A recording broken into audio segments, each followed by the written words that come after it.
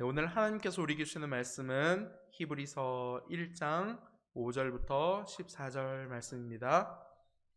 히브리서 1장 5절부터 14절까지의 말씀을 다 함께 한 목소리로 봉독하시겠습니다. 하나님께서 어느 때에 천사중 누구에게 너는 내 아들이라 오늘 내가 너를 낳았다 하셨으며 또다시 나는 그에게 아버지가 되고 그는 내게 아들이 되리라 하셨느냐. 또 그가 맏아들을 이끌어 세상에 다시 들어오게 하실 때에 하나님의 모든 천사들은 그에게 경배할지어다 말씀하시며 또 천사들에 관하여는 그는 그의 천사들을 바람으로 그의 사역자들을 불꽃으로 삼으시느니라 하셨으되 아들에 관하여는 하나님이여 주의 보좌는 영영하며 주의 나라의 규는 공평한 규니이다.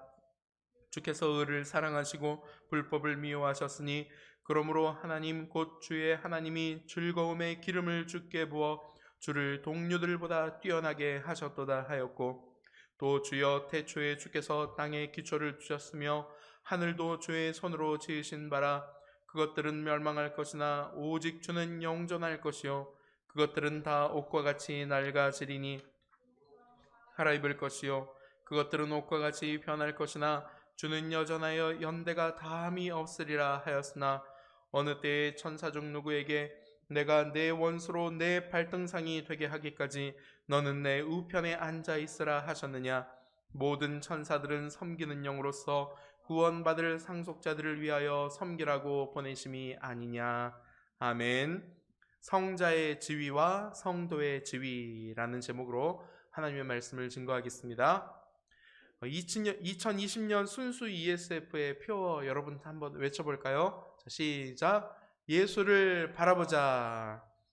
저는 잠이 오지 않을다면 늘 예수님을 바라봅니다. 물론 24시간 예수님을 바라보려고 노력하지만 특히 잠자기 전에 예수님을 바라보려고 노력을 참 많이 합니다. 그러면 온갖 상념에 사로잡혀서 잠 못 이루던 밤도 예수님을 바라본 지 얼마 되지 않아서 곧 평온한 잠에 들곤 하기 때문입니다. 어젯밤에도 제가 잠을 제대로 이루지를 못했습니다. 신천지나 무속 종교에서 알게 모르게 일어나는 도덕적 타락에 관한 내용을 접했기 때문입니다. 생각하면 할수록 화도 나고 참 이 세상에는 우리가 모르는 악한 구석이 정말 많이 있구나 이런 생각이 드니까 잠을 제대로 이룰 수가 없었습니다. 그런데 문득 예수님을 바라보자는 생각이 떠올랐고 특별히 십자가에 달리신 예수님을 바라보자는 생각이 들었습니다. 세상의 모든 이 죄와 악의 문제를 해결하시기 위하여 예수님께서 십자가에 달려 죽으셨기 때문입니다. 십자가에 달리신 예수님을 마음속으로 바라보면서 이제 이 세상을 위해서 중보기도를 본격적으로 드려야 되겠다라고 마음먹는 순간 이미 잠들어 있었습니다. 저는 어제의 경험을 통해서 우리가 예수님을 바라보되 어떤 예수님을 바라보는가가 정말 중요하구나 라는 사실을 다시 한번 깨닫게 되었습니다. 성경이 말씀하는 예수님을 바라보는 것이 중요하구나. 그래서 성경 66권을 통해서 예수님을 제대로 우리가 배우는 것이 정말 중요하다는 생각을 다시 한번 하게 되었습니다. 여러분, 히브리서를 수신했던 유대인들로 이루어진 로마 교회에 속한 이 가정교회 신자들도 예수님을 바라보기는 바라보았습니다. 그들이 예수님을 바라보지 않은 것이 아닙니다. 하지만 그들에게 있어서 예수님은 어느덧 천사와 같은 종류라고 여기게 된 것 같습니다. 유대인들에게 있어서 천사의 존재는 우리가 생각하는 것보다 훨씬 더 높은 지위에 있었다는 것을 알 수 있는데요. 왜냐하면 이 구약 성경에 등장하는 천사들, 하나님의 말씀인 율법을 전달하는 역할을 가진 굉장히 높은 지위에 있는 이들로 묘사되어 있기 때문입니다. 이 다니엘서에 보면요, 천사 가브리엘이 하나님의 구속의 계시를 이제 전달하는 그 장면이 나오기도 하고, 또 우리가 창세기 1대를 공부할 때 얼마나 창세기 안에서 많은 분량으로 천사들이 하나님의 말씀을 대언하고 하나님의 그 사명을 감당하는 것을 봅니까? 이 히브리서가 쓰여질 당시에 예수님의 주된 사명 가운데 하나도 하나님의 말씀을 전하는 것이었습니다, 사실. 그러니까 이 유대인들이 보기에는 예수님이나 천사들이나 그 하는 일, 그 사명에 있어서는 특별히 차이가 없는 것처럼 보이는 것입니다. 그래서 이 예수님도 천사들처럼 하나님의 사명을 감당한다는 측면에서는 천사나 예수님이나 종류가 같은 분이 아니냐, 이런 주장이 팽배해 있었다는 것이 학자들의 의견입니다. 그래서 당시 유대인들이 유혹을 할 때 이런 것으로 자꾸 이제 걸고 넘어지는 것입니다.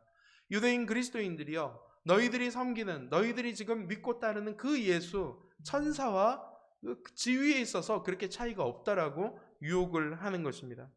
하지만 오늘 본문에서 이 히브리서의 설교자는 성자의 지위와 천사의 지위를 확연하게 구분하면서 성자의 지위가 과연 어떤 지위인지에 관해서 구약 성경에서 이제 7개의 본문을 인용해 가지고 성자의 지위, 즉 예수 그리스도의 지위를 이제 증명을 하고 있는 본문이 바로 오늘 우리가 읽은 히브리서 1장 5절부터 14절까지 본문인데요. 자, 그러면 성자 대신, 즉 제3위 중에 2위이신 성자 예수 그리스도의 지위는 어떤 지위냐는 것입니다. 오늘은 그 7개의 본문 중에서 3개의 본문만 살펴보면서 이제 은혜를 나누고자 합니다. 자, 여러분 주보를 한번 보시면서 또 화면을 보시면서 성자 예수 그리스도의 지위는 과연 어떤 지위일까요? 자, 첫째 다 함께 시작. 성자의 지위는 하나님의 아들의 지위입니다. 자, 5절 상반절 말씀인데 한번 읽겠습니다. 하나님께서 어느 때에 천사 중 누구에게 너는 내 아들이라 오늘 내가 너를 낳았다 하셨으며. 자, 오늘 여러분 말씀을 볼 때 이렇게 이 따옴표 표시를 딱 해놓으시면은 이해하기가 훨씬 쉽습니다. 자, 5절 상반절에서 이 표시는 어디부터부터 어디일까요? 너는 내 아들이라 오늘 내가 너를 낳았다, 이 부분이에요. 여러분 한번 줄을 그어보세요. 너는 내 아들이라 오늘 내가 너를 낳았다. 히브리서 저자는 5절 상반절 말씀을 시편 2편 7절 말씀을 인용해서 기록했습니다. 이런 말이야. 하나님께서는 아무 때에도 어떤 천사에게도 이 말씀을 하신 적이 없다는 거예요. 너는 내 아들이다. 오늘 내가 너를 낳았다. 자, 그러면 시편 2편 7절이 어떤 말씀이길래 히브리서 저자는 이 성자의 지위를 증명하는 데 있어서 이 구절을 사용했을까요? 자, 시편 2편 7절을 이해하려면 먼저 시편 2편이 어떤 시인지를 좀 이해할 필요가 있습니다. 한마디로 이 시편 2편은 메시아 언약 시라고 부릅니다. 이 메시아는 기름 부음 받은 자이고 또 만유를 다스리는 왕이고, 그리고 시편 2편 7절에 하나님의 아들이다라는 것을 선포하는 시가 바로 시편 2편입니다. 그래서 시편 2편 7절 말씀을 한번 읽어보겠습니다. 자, 화면을 보시면서 시작. 내가 여호와의 명령을 전하노라. 여호와께서 내게 이르시되 너는 내 아들이라 오늘날 내가 너를 낳았도다. 여기서 오늘 내가 너를 낳았도다 라는 표현이 있죠. 이 오늘 내가 너를 낳았도다 라고 할 때 이 말을 우리가 액면 그대로 받아들이면은 성부 하나님께서 성자 예수님을 낳으셨다, 이렇게 이해할 수가 있는데 그것은 옳지 않아요. 자, 이것은 시적인 표현이에요. 한마디로 성부 하나님과 성자 예수님과의 그 독특한 관계, 그 부자 관계를 나타내는 시적인 표현이에요. 오늘 내가 너를 낳았다는 거예요. 즉 하나님께서 이 땅 가운데 메시아를 보내실 것인데 이 땅 가운데 메시아가 오셔서 하시는 그 사역을 보면서 하나님께서 그 메시아를 이제는 내 아들로 선포할 것이다, 이제는 드러낼 것이다 라는 의미를 가지고 있는 말씀이라는 것입니다. 그래서 이 히브리서 저자는 하나님의 아들로 선포되신 메시아가 바로 누구다? 예수 그리스도라는 사실을 시편 2편 7절 말씀을 인용함으로써 이제는 강화를 시키는 것입니다. 증명을 하고 있는 것이죠.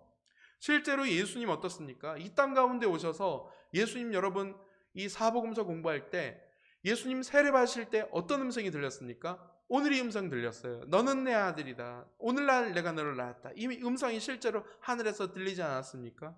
그리고 예수님께서 변화산에서 용모가 변하셨을 때 동일한 음성이 들렸습니다. 그리고 사도행전 13장 33절이나 히브리서 5장 5절 보면은 예수님께서 십자가에 죽으시고 부활하셨을 때 하나님께서 이 선포를 하셨다고 그렇게 기록하고 있는 것을 봅니다. 예수 그리스도야말로 시편 2편 7편에 약속된 메시아요 하나님의 아들이라는 것입니다. 하나님께서는 그 어느 때에 그 어느 천사에게도 이 아들의 칭호를 주신 적이 없다라고 오늘 히브리서 설교자는 선포하고 있는 것이죠. 그러므로 성자의 지위는 어떤 지위입니까? 천사의 지위와는 비교 불가한, 비교할 수 없는 지위라는 것입니다. 여러분, 천사들의 이름은 참으로 아름다운 이름이에요. 천사들의 대표적인 천사 2명만 한번 소개를 시켜줄게요. 일례로 천사 미가엘이 있습니다. 자, 천사 미가엘, 그 미가엘 천사에게 하나님은 미가엘이라는 이름을 붙여주셨어요. 근데 미가엘이라는 천사의 이름의 뜻이 뭔지 압니까? 이런 뜻이에요. 하나님과 같은 자가 누구냐, 이런 뜻이 주어져 있어요. 미가엘. 얼마나 이 미가엘, 이 천사가 아름다웠으면 하나님과 같은 자가 누구냐. 그 다음에 가브리엘은요, 하나님의 사람이란 뜻이래요. 그러니까 그 천사는 사람보다 사실은 못한 존재예요. 근데 이 가브리엘 천사가 얼마나 영광스러운지 저 가브리엘은 하나님의 사람 같다는 칭호를 준 거예요. 엄청난 이름이 아닙니까? 자, 그런데 여러분, 성자께는 어떤 칭호가 주어졌습니까? 즉, 아들 예수님께는 어떤 칭호가 주어졌죠? 천사와는 비교할 수 없는 이름, 바로 하나님의 아들이라는 이름을 주신 것인데요. 우리가 성경에서 하나님의 아들 하면 너무 익숙하니까 이게 얼마나 대단한 이름인지를 잘 몰라요. 아들이라는 칭호는 이런 의미를 담고 있습니다. 하나님과 한마디로 동등된 분이라는 뜻이에요. 그리고 하나님과 하나됨을 이루고 계신 분이라는 뜻이에요. 이 아들이라는 칭호는 절대로 천사에게는 주어질 수 없는 이름이에요. 왜냐하면 천사는 하나님과 동등되지 않잖아요. 천사는 하나님과 하나 될 수 없잖아요. 그런데 누구는요? 성자 예수께만은 아들이라는 칭호를 성부 하나님께서 주셨다는 것입니다. 그런데 더욱 놀라운 사실이 있어요. 이 성자의 지위와 아울러 그럼 성도는 어떤 지위를 갖고 있냐는 거예요. 성도, 저와 여러분 같은 성도는 바로 예수 그리스도를 믿고 예수 그리스도를 메시아로 믿고 따르는 사람들에게 하나님은 이 아들이라는 칭호를 허락하신 것입니다. 우리가 요한복음 1장 12절 말씀에 잘 알고 있죠. 예수 그리스도를 믿는 자는 하나님의 자녀가 되는, 하나님의 아들이 되는 특권을 주신다고 약속하지 않습니까? 물론 그들이 얻은 이 아들이라는 칭호와 성자께서 얻은 아들이라는 칭호는 본질적으로 틀려요. 같은 아들이 아니에요. 그런데 이 6절 앞부분에서와 같이 이 오늘 히브리서 본문 1장 6절 앞부분에 어떤 단어가 나오냐면 예수님을 맏아들이라고 표현한 단어가 나와요. 그럼 맏아들이 있으면 어떤 아들이 있어요? 둘째 아들, 셋째 아들, 넷째 아들 있다는 것이거든요. 자, 그러면 그 둘째, 셋째, 넷째, 천째, 만째, 억째 아들이 누굽니까? 지금 누구를 말하고자 하는 것이에요? 바로 성도들, 저와 여러분들을 하나님께서 아들로 삼아 주셨다는 것을 말하는 것입니다. 그래서 저와 여러분들은 이 성자의 지위와 동등하지는 않지만 하나님께서 우리에게도 그 아들의 지위를 허락하신 엄청난 지위를 가진 존재들이라는 것을 기억하시기를 바랍니다.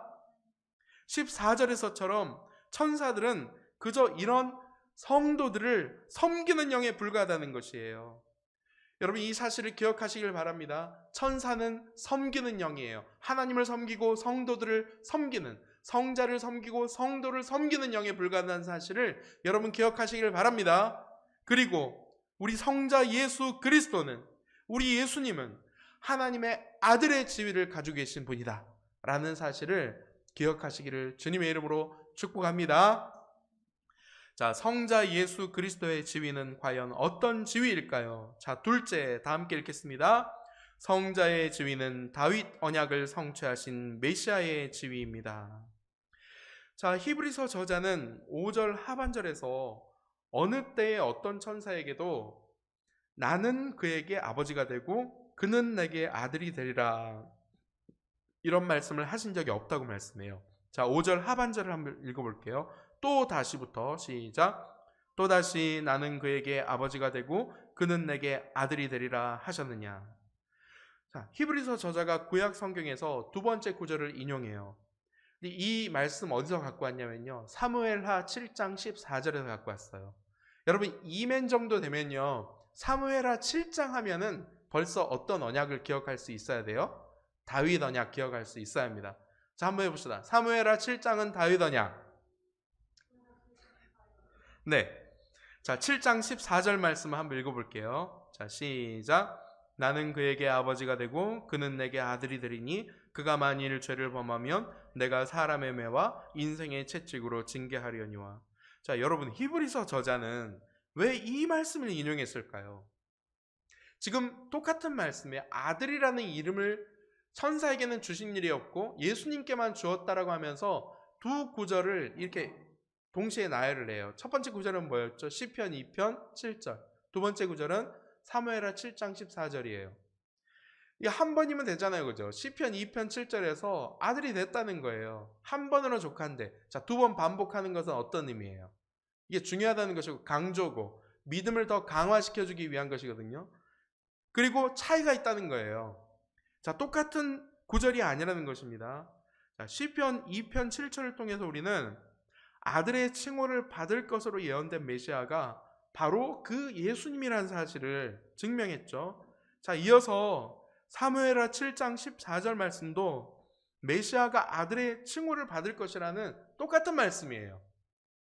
자, 그런데 사무엘하 7장 14절 말씀 우리가 좀 이해하면은 예수님이 정말 그런 분이구나라는 사실이 다가오면서 우리의 예수님을 향한 믿음이 더 강화가 되는 것을 알 수 있어요. 자, 그럼 사무엘하 7장 14절 말씀을 조금 더 한번 들여보다 보겠습니다. 아까 이 언약이 무슨 언약이라고 했죠? 누구 언약? 다윗 언약이라고 했죠. 다윗 언약. 자, 여러분, 다윗 언약의 핵심 내용은 뭘까요? 한마디로 이 언약이에요. 다윗의 후손 가운데 누가 나올 것이다? 메시아가 나올 거라는 게 다윗 언약의 핵심이 한마디로. 근데 하나님은 그 메시아를 자신의 누구로 삼는다? 일컫는다. 자신의 아들로 지명할 것이다. 일컬을 것이다. 이게 다윗 언약의 핵심입니다. 여러분, 시편 2편의 메시아 언약시와 이 사무엘하 7장의 다윗 언약은 메시아를 약속한다는 점에서 일맥상통해요. 그리고 또 한 가지 일맥상통한 점은 뭐예요? 그 메시아에게 어떤 칭호를 준다? 하나님의 아들 칭호를 준다는 점에서 일맥상통해요. 히브리서 저자가 이 성자께서 천사들과는 그 지위에 있어서 본질적으로 다른 분이라는 사실을 증명하기 위해서 시편 2편의 메시아 언약시와 다윗 언약을 이렇게 병립을 시키면서 이제 예수님이 바로 그 메시아이고 그 하나님의 아들의 칭호를 받은 분이라는 것을 강조하고 있는 것이죠. 자, 마태복음 1장 1절 여러분 기억하시죠? 우리 이멘 드리면 마태복음 1장 1절은 그냥 술술 나와야죠. 자, 처음만 힌트를 줄게요. 아브라함과 시작. 아브라함과 다윗의 자손 예수 그리스도의 계보라. 여러분 기억하시죠? 익숙하시죠? 여러분, 마태복음 1장 1절에 따르면 예수님의 족보를 기록할 때 예수님은 아브라함과 다윗의 자손이라고 분명히 명시되어 있어요. 즉 마태가 지금 뭘 얘기하고자 하는 거예요? 예수님이 누구냐면 그 사무엘하 7장 14절에서 예언된 그 다윗 언약을 성취하신 메시아다라는 사실을 보여주고 있는 것이죠. 마찬가지로 지금 히브리서 저자도요, 예수님을 다윗 언약의 성취자이신 메시아 그리스도로 선포하고 있는 것입니다. 그런데 여기서 이제 성자의 지위가 그렇다면, 메시아의 지위라면 이 메시아를 따르는 성도의 지위는 어떤 지위예요? 이것에 대해서 사도 바울이 로마서에서 기록하는 것을 봐요. 이 바울이 로마서에서 신자들의, 성도들의 지위를 묘사할 때요, 육신으로는 아브라함과 다윗의 자손이 하나님의 자녀들이 아니다. 그럼 어떤 자녀들이 진짜 자녀라고요? 영적으로 아브라함과 다윗의 자손들이 진짜 아브라함과 다윗의 자손이라고 얘기해요. 지금 연결이 되죠? 성자의 지위가 누구라고요? 다윗의 후손으로 오신 메시아가 성자의 지위예요. 그러면 성도의 지위는요? 다윗의 후손이신 메시아의 통치를 받는 영적인 의미의 다윗의 자손들이 진짜 하나님의 자녀들, 하나님의 아들, 딸들이라는 거예요. 사무엘하 7장의 다윗 언약에 따르면 다윗의 육신의 아들인 솔로몬이 통치하는 나라는 결국 쇠퇴할 것이지만 이제는 다윗의 후손으로 오시는 메시아가 통치하는 나라는 영원한 나라가 될 것이라고 약속했거든요. 그 나라가 바로 어떤 나라예요? 예수 그리스도께서 왕으로 통치하시는 하나님 나라인 줄 믿습니다. The kingdom of God. The kingdom of God. 예수 그리스도께서 십자가에 죽으시고 부활하셨을 때 그 하나님의 나라가 다시 수복이 되었습니다. 이제 예수 그리스도의 영원한 통치가 시작된 것입니다. 저와 여러분 성도들은 바로 그 영원한 나라에서 이미 그 하나님의 나라를 얻은 존재들로서 이미 의와 평강과 희락을 누리는 존재인 줄 믿습니다. 그래서 우리가 의로워지게 된 것이고, 그래서 우리 안에 평안이 있고, 그래서 우리 안에 기쁨이 있는 거 아니겠습니까? 우리가 다윗 언약의 성취자이신 영원한 통치자 예수 그리스도를 바라보고 그분의 통치에 복종하면서 살기만 하면요, 저와 여러분들의 인생 가운데 하나님의 나라가 임하기 시작한다는 거예요. 의와 평강과 희락이 넘치기 시작한다는 거예요. 그게 우리 개인 안에서만 머물까요? 아닙니다. 우리 가정이 바뀐다는 거예요. 우리 학교와 직장과 나라와 심지어 열방의 하나님 나라로 바뀌는 역사가 이제 바로 시작된다는 것입니다. 여러분 기억하세요. 성자께서는 다윗 언약을 성취하신 메시아의 지위를 가지고 계신 분이다. 기억하시길 바랍니다. 동시에 하나님의 그 킹덤 안에서 백성의 지위, 하나님 나라 백성의 지위를 마음껏 누리시는 저와 여러분들이 다 되시기를 주님의 이름으로 축복합니다. 자, 이제 세 번째, 성자 예수 그리스도의 지위는 과연 어떤 지위일까요? 다 함께 셋째, 성자의 지위는 천사들에게 경배를 받으셔야 할 지위입니다. 히브리서 저자는 5절 말씀에서 구약 성경의 두 가지 본문을 이제 인용했습니다. 앞서서 설명드렸죠. 그것은 메시아에 대한 본문이었어요. 구약 성경에서 메시아에 대한 본문. 자, 이제 저자는 셋째 본문을 인용을 해요. 그런데 이것은 예수님에 관한 본문은 아니에요. 천사에 관한 본문이에요. 자, 천사에 관한 본문을 인용하면서 성자의 지위랑 이제는 비교를 하는 거예요. 자, 먼저 6절 말씀 한번 읽어볼게요. 자, 6절 말씀입니다. 자, 시작. 또 그가 맏아들을 이끌어 세상에 다시 들어오게 하실 때에 하나님의 모든 천사들은 그에게 경배할지어다 말씀하시며, 자, 여기에 지금 이 따옴표 표시가 어느 부분인 것 같아요? 또 그가 맏아들을 이끌어 세상에 다시 들어오게 하실 때에, 거기서부터 하나님의 모든 천사들은 그에게 경배할지어다 말씀하시며. 그러니까 무슨 말이에요? 하나님께서 맏아들을 세상에 이끌어 들어오실 때, 이 말씀은 예수님께서 재림하실 때라고 제일 많이 해석을 해요. 자, 그러니까 무슨 말이에요? 예수님께서 재림하실 때 하나님의 모든 천사들은 그 재림하시는 예수님을 보고 경배할 것이라는 말씀이 이미 구약 성경에 예언되어 있었다는 것이에요. 자, 여기서 이 히브리서 저자는 시편 97편 7절 말씀을 인용하거든요. 시편 97편 7절 말씀 한번 읽어볼게요. 조각한 신상을 섬기며 허무한 것으로 자랑하는 자는 다 수치를 당할 것이라. 자, 여기서부터 말씀이에요. 너희 신들아 여호와께 경배할지어다.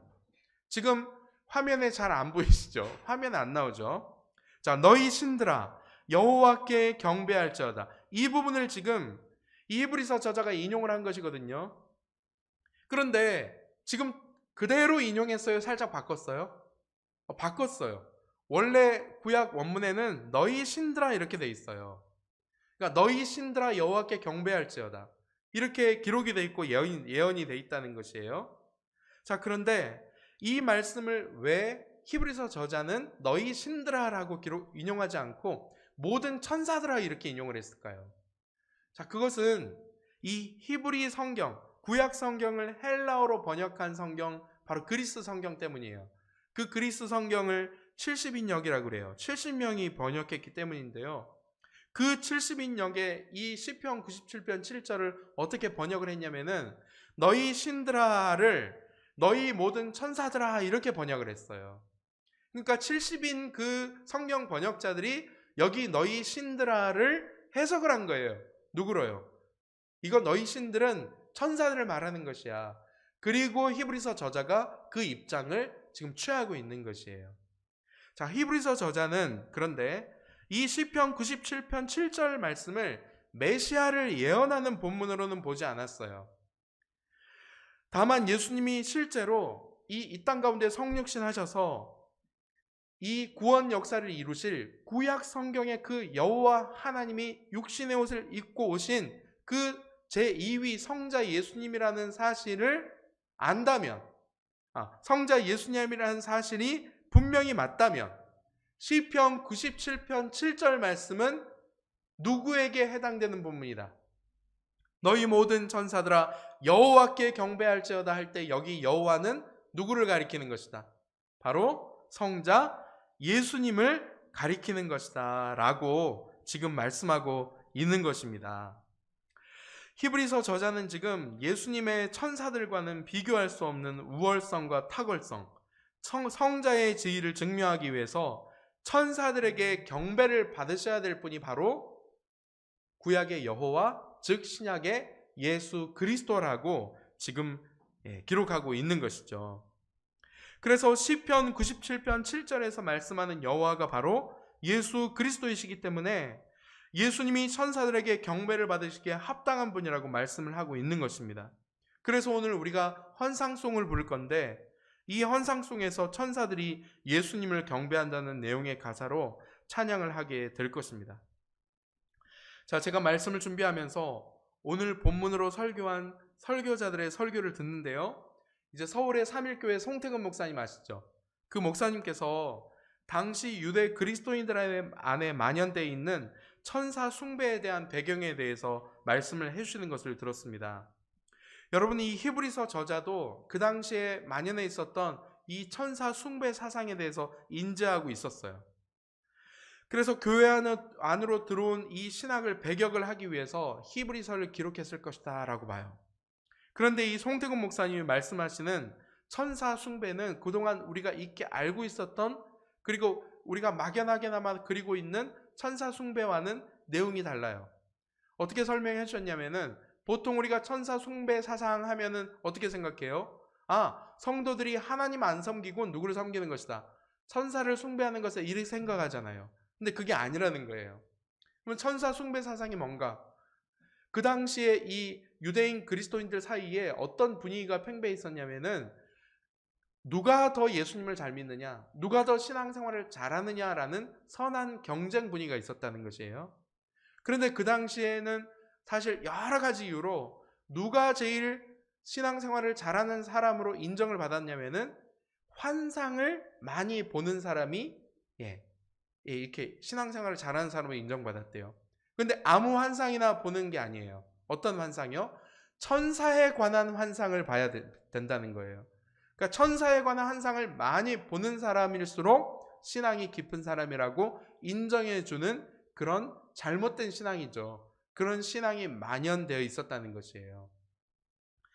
자, 그래서 그 환상의 내용이 이런 사상을 통틀어서 천사가 나오는 환상을 많이 봐야 신앙이 좋다라는 이런 신학, 이런 사상을 통틀어서 천사 숭배 사상이라고 일컫는다는 것이에요. 제가 설교를 준비하면서 매우 독특한 영상을 접하게 되었어요. 어떤 부부가 개인 찬양 예배를 드리는데요. 도중에 한 5분 정도 지났는데 그 5분째 되는 이제 이 영상에 신비한 소리들이 갑자기 생겨나는 것이에요. 이 지상에는 없는 소리 같아 보이는 천상의 소리. 그리고 그 제목이 천사들의 합창. 이 천사들의 합창이 녹음된 영상이었어요. 정말 같더라고요. 진짜 조작된 것이 아닌 것 같더라고요. 근데 매우 흥미로운 것은 이 영상이 다가 아니었다는 거예요. 이런 류의 영상을 찾아보니까 굉장히 많이 있더라고요. 그러니까 어떤 교회 성가대에서 성가대 녹음을 하는데 천사들의 그 찬양이 같이 녹음이 되는 거예요. 신비하죠? 자, 근데 이 영상을 공유한 사람들이 올린 또 다른 영상을 제가 한번 봤거든요. 근데 아니나 다를까 이 천사 숭배 사상을 갖고 있는 사람들이 가진 그런 생각들을 갖고 있는 사람들처럼 보이더라고요. 건전하게 보이진 않았어요. 그리고 천사에 대해서 호기심을 많이 갖고 있는 사람들인 것 같더라고요. 오늘날에도 이런 천사들에 대한 동경이나 호기심으로 신앙적 만족과 유익을 얻고 있는 사람들이 많습니다. 천사에 대한 어떤 환상이라든지 어떤 신비체험 다른 환상이라든지. 그런데 여러분 기억하세요. 이런 것들은 아무 유익도 없어요. 우리 신앙생활에. 우리의 참된 신앙은 그 신앙의 대상에게 있어요. 사실 신앙의 대상이 온전하지 못하면 신앙도 삶도 다 헝클어져 버리고 말아요. 여러분 이런 말 들어봤죠? 신천지인들의 열심을 배우자. 그들의 뭐 사상, 뭐 그들의 이런 신앙 이런 거 말고 그들의 열심을 우리가 배워야 되지 않겠냐. 그런데 여러분 이것만큼 위험하고 얼토당토하는 말이 없어요. 신천지인들의 열심이 어디서 나온 거예요, 여러분? 그것은 그들의 열심은 그들의 신앙 대상에게서 온 거예요. 그들의 신앙 대상이 누구예요? 이만이잖아요. 여러분 신천지 우리가 조금 더 깊이 안 들어가 봐서 그렇죠. 신천지 조금만 깊이 들어가면 얼마나 추잡한지 몰라요. 얼마나 냄새나고 더러운지 몰라요. 그들이 맺는 열매를 보세요. 얼마나 많은 가정을 파탄냅니까? 얼마나 많은 젊은이들을 이렇게 이 폐인으로 만들어 버립니까? 최근에 제가 들은 건데요. 심지어 그들은 전도하기 위해서 이 난잡한 성생활도 불사한대요. 전도를 위해서라면 자기 몸도 내준대요. 전도를 위해서라면 이렇게 꼬드기게 성적 유혹을 하기도 한다는 것이에요. 왜냐하면 사람들이 성적으로 약하다는 걸 알기 때문이에요. 얼마나 추잡해요. 이게 바로 신앙의 대상을 잘못 설정한 그 열매라는 거예요. 신천지들만 그런 줄 알았더니 무속인들도 그래요. 무속인들 다 그렇진 않겠지만 많은 무속인들이 자기에게 전보로 오거나 구타로 온 그 대상자들과 성관계를 맺는데요. 저 깜짝 놀랐어요. 이게 무슨 말인가 하니까 액풀이라고 해서 자신과 성관계를 가져야 그 의뢰한, 굿을 의뢰하거나 전보로 온 사람의 악한 기운이 빠져나간다는 거예요. 너무 놀랍지 않아요, 여러분? 그러면서 수백만 원의 이득을 챙긴대요. 많은 신임 무속인들, 아무것도 모르는 무속인들이 이제는 이런 거 해야 된다라고 하면서 무속인들이 되자마자 성착지의 대상이 된대요. 이 얼마나 있을 수가 없는 일이에요. 왜 그렇습니까? 신앙의 대상이 잘못되니까 그런 거예요. 경배할 분을 경배하지 않으니까 인생이 이렇게 어려워지는 것입니다. 로마서 1장 21절부터 24절 말씀에 이런 헛된 대상을 향한 숭배와 그로 인한 처참한 결과에 대해서 잘 논증해요. 제가 한번 읽어드릴게요. 21절부터 24절. 하나님을 알되 하나님을 영화롭게도 아니하고 감사하지도 아니하고 오히려 그 생각이 허망하여지며 미련한 마음이 어두워졌나니 스스로 지혜 있다 하나 어리석게 되어 썩어지지 아니하는 하나님의 영광을 썩어질 사람과 새와 짐승과 기어다니는 동물 모양의 우상으로 바꾸었느니라. 24절. 그러므로 하나님께서 그들을 마음의 정욕대로 더러움에 내버려 두사 그들의 몸을 서로 욕되게 하게 하셨으니. 신천지의 난잡함, 무속인들의 난잡함 다 무엇 때문에 그런 거예요? 잘못된 신앙의 대상을 경배하니까 일어나는 거라는 것입니다. 성자의 지위는 많은 이들이 숭배의 대상으로 삼았던 그 천사들이 이제 숭배해야 되는 지위예요. 우리 성자 예수님의 지위는. 성도들은 어떤 일에 있어서도 경배의 대상을 혼동해서는 안 될 것입니다. 그리고 성도가 바라봐야 할 유일한 신앙의 대상은 바로 성자 예수 그리스도라는 사실을 기억하시기를 바랍니다. 그래서 우리가 믿고 있는 이 신앙이 이름이 뭐예요? 기독교예요. 기독교. 누구요? 기독, 예수, 그리스도. 그리스도만을 바라보면서 우리는 하나님께로 나아가는 그런 신앙인 것입니다. 여러분 성도의 지위는 어떻습니까? 천사의 지위보다 월등합니다. 그런데 많은 성도들이 자신보다 하등한 천사들을 숭배하고 있다는 것이에요.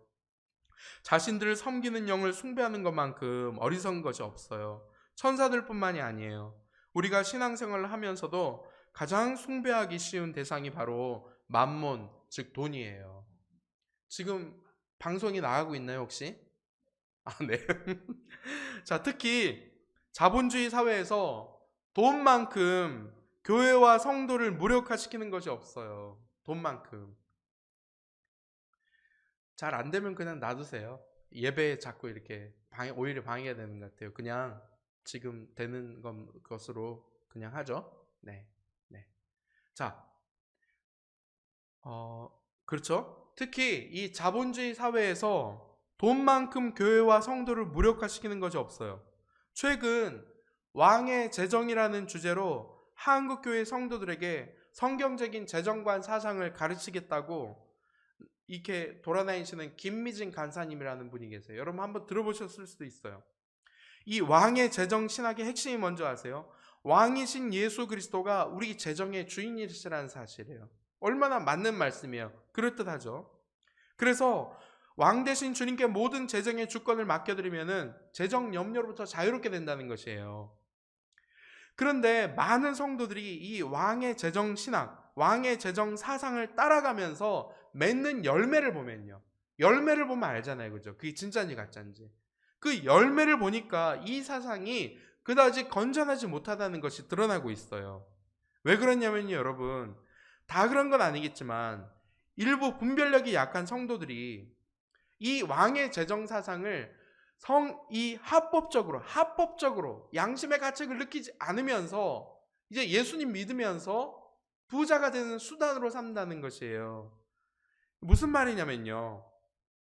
여러분 솔직히 재정을 예수님께 철저히 맡기고 의탁한다는 마음이 우리 인간의 안에 더 강해요? 아니면은 부자가 되고 싶다는 마음이 강해요? 솔직히 어떤 마음이 더 강하겠어요? 그죠? 인간 본성 안에요. 부자가 되고 싶은 마음이 강하죠. 누가 이 재정을 예수님께 언제나 의탁해 드리고 싶겠어요? 부자가 되고 싶죠. 그런데 왕의 재정 사상 안에 담긴 내용 가운데 부자가 되고 싶은 그 인간의 탐욕을 부추기는 내용들도 분명히 담겨 있다는 것입니다. 그래서 이 사상에 심취되면 심취될수록 어떤 부작용이 일어나냐면 신앙 양심에 어긋나지 않아요. 뭘 추구하는 게요? 내가 부자가 되고 싶은 것을 추구하는 것을 신앙 양심에 전혀 거리낌이 없게 만들어요. 근데 성경 전체적인 사상은요. 부를 추구하지 말라고 잠언에 얼마나 많이 강조되어 있는지 몰라요. 성경은 부를 추구하지 말라고 돼 있어요. 근데 이 왕의 재정 사상에 잘못 현혹이 되면은 부를 추구하는 것이 결코 나쁜 것이 아니라는 이 반성경적 사상이 나도 모르게 들어와 버린, 그래서 위험하다는 것입니다. 위험하다는 것이에요. 그래서 어떤 목사님들이 이거 이단이라고도까지 그렇게 얘기해요. 여러분 부한 것 자체는 죄가 아니에요. 그러나 성경은 그 부에 대해서 신중을 기하도록 만들어요. 왜냐하면 인간이 연약하기 때문이에요.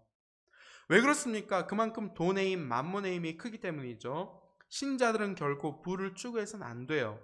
부자가 되어서 더 많은 사람들을 도와줄래요. 그래서 나는 부자가 되고 싶어요. 그래서 재정을 하나님께 드리는 거예요. 이거 아니에요, 이거. 우리가 부자가 되고 싶어서 재정을 하나님께 드려야 합니까? 아니죠. 그 재정이 하나님 것이기 때문에 드리는 것이죠. 정말 많은 사람들을 도와주고 싶으면 지금 가진 것으로도 충분히 도와줄 수 있다는 거예요. 근데 왜 지금 안 하고 꼭 부자가 돼서 하려고 그래요? 이것들이 현대판 천사 숭배 사상이 될 수 있다는 것입니다. 성자 예수님은 천사들에게 경배를 받으셔야 할 지위에 계신 분이에요. 성자 예수님은 천사들뿐만 아니라 모든 피조물에게, 특히 성도들로부터 경배를 받으셔야 할 지위에 계신 분이에요. 저와 여러분 성도의 지위는요, 천사들 그 받은 섬김으로 천사들과 함께 이제는 성자 예수 그리스도를 경배해야 할 지위에 있는 존재가 바로 저와 여러분들인 줄 믿습니다. 얼마나 많은 성도들이 이 지위를 망각하는지 몰라요.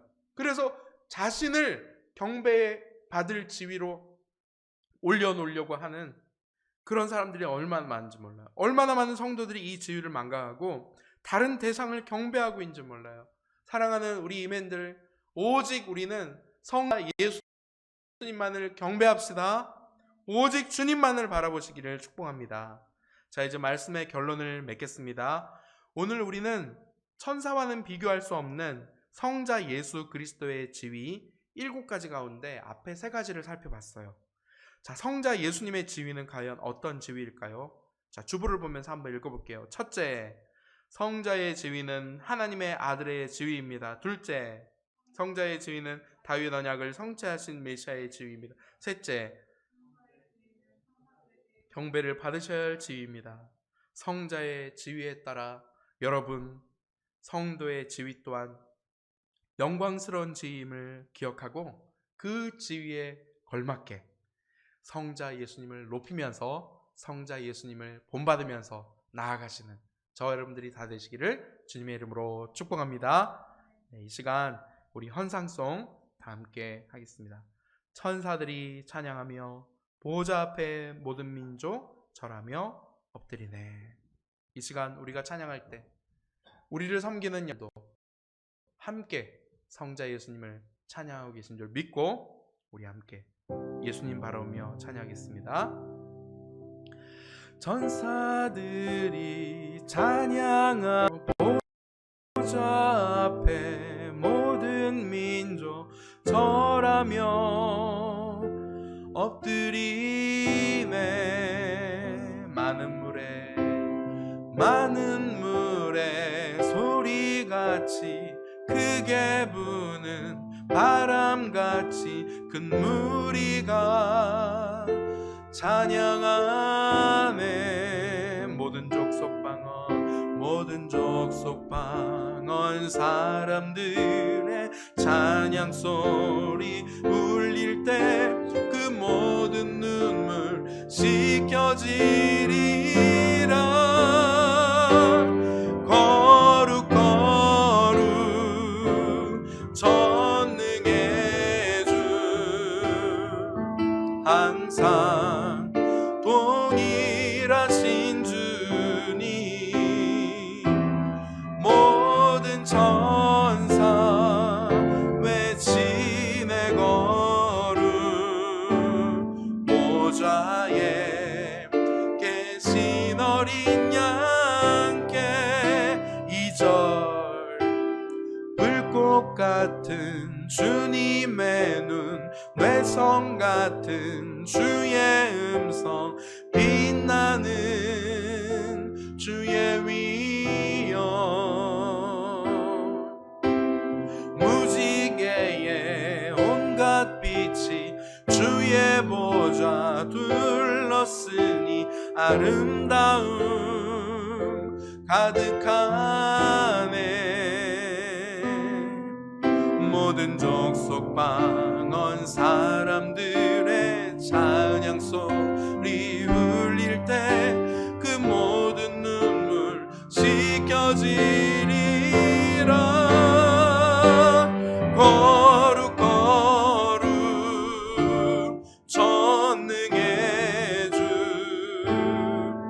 항상 동일하신 주님. 모든 만물 영광 돌리네. 보좌에 계신 어린 양 거룩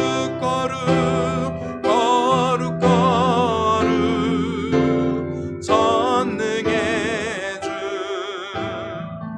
항상 동일하신 주님. 모든 만물 영광 돌리네. 보좌에 계신 어린 양께 아멘. 제가 헌금 위해서 기도하겠습니다. 하나님 아버지, 그렇습니다. 우리 주님 높임 받으실, 경배 받으실 하나님의 아들이신 메시아이신 그리스도이신 성자이심을 시간 고백하며 주님만을 경배합니다. 우리 가운데 다른 것들을 경배하고 다른 것들을 바라보는 그런 우리 가운데 헛된 그런 사상, 헛된 신학들이 있다면 다 제거하여 주시옵소서. 오직 성자 예수 그리스도만을 바라보며 오직 예수님만을 경배하는 인생 되게 도와 주시옵소서. 아버지 하나님, 이 결단을 가지고 주님 앞에 예물을 올려드립니다. 이 예물이 사용되어지는 곳곳마다 성자의 지위가 회복되는, 성도의 지위가 회복되는 은혜가 있게 도와주옵소서. 우리를 위하여 예물을 또한 드리는 성경외 주시는 학사님들, 또 우리가 선교하는 우리 선교사님들, 그들의 인생과 가정과 일터와 모든 사역지를 축복하여 주시옵소서. 모든 영광 주님께 올려드리며 예수님의 이름으로 기도드리옵나이다. 아멘. 네, 월요 채플 오늘부터 이제 오프라인을 병행하기로 했습니다. 우리 공동체는 작은 공동체이기 때문에 이제 거리를 간격을 유지하고 또 방역을 잘하면 이제 큰 어려움이 없겠다라고 판단을 해서 이제 이 사회는 더욱더 강도 높은 거리두기를 시행을 하고 있긴 하지만 이제 우리 공동체는 이제 크게 어려움이 없겠다 싶어서 그렇게 시작을 했습니다. 혹시 회관에 그동안 오고 싶으셨던 분들은 마스크를 꼭 착용해 주시고 열이 나면은 그냥 집에서 유튜브로 예배 드리시고요. 오시면은 이제 손소독제도 있고 열 감지기 체크기도 있고 하니까 염려하지 마시고 또 식사는 하지 않습니다. 네, 염려하지 마시고 오셔서 또 거리도 우리는 2m가 아니라 4m도 벌릴 수 있으니까 염려하지 마시고 오셔서 예배했으면 좋겠습니다. GBS를 지난주부터 시작을 했습니다. 줌이라는 화상 채팅방을 통해서 누가복음을 시작했으니까요. 이제 사모함으로 참여했으면 좋겠고요. 개강 채플은 이미 했지만 우리가 대면 개강 채플은 4월 20일 월요일로 일단 예정하고 있습니다. 아침 기도 모임도 이제 그때 이후로 하게 될 것 같습니다. 이제 총선이 10일이 남았습니다. 이제 지금은 서서히 마음의 결정을 해야 될 시기이고요. 이제 정책도 보시고 또 이렇게 정당의 그런 공약도 보시면서 또 인물도 보시면서 꼭 관심을 갖고 또 투표를 해주셨으면 좋겠고, 요즘 유튜브에 보면은 너무 그런 내용들이 많이 나와 있어요. 우리 지역의 후보들의 면면도 유튜브 조금만 검색해 보면은 다 알 수 있으니까 꼭 관심 갖고 소중한 한 표를 반드시 행사했으면 좋겠습니다. 4월 27일 월요일에는 개관 26주년 감사 예배를 드리니까요. 여러분 준비해 주시고, 이제 새 친구 환영 MT랑 실록 수양회가 5월 15, 16 금요일 토요일에 있습니다.